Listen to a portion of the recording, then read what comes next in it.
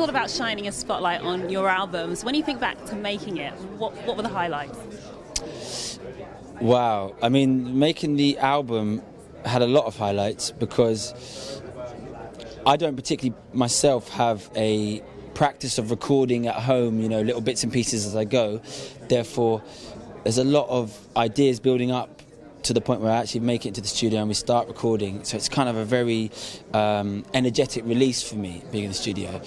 So lots of highlights, but really musical ones. There was I remember I recorded the album in a producer called Dan Carey's studio in South London, and the whole place is covered in instruments. And there was this really odd-looking, I think, Greek instrument called a bouzouki, which is a very beautiful instrument.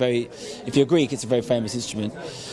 And I remember asking him on day one about that. It caught my eye, And he said, "Oh, that thing. I was given that on holiday by someone who ran a restaurant, and he took it home, as an ornamental prize."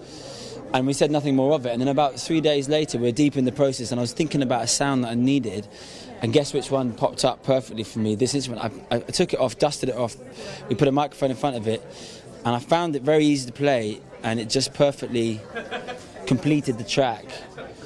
So there are moments like that which are kind of, maybe I'm the only one who really loved them, but when you worked a long time building up to them, they're this kind of some extra magic kicks in, you start getting lucky in these ways, and you feel really good in that process.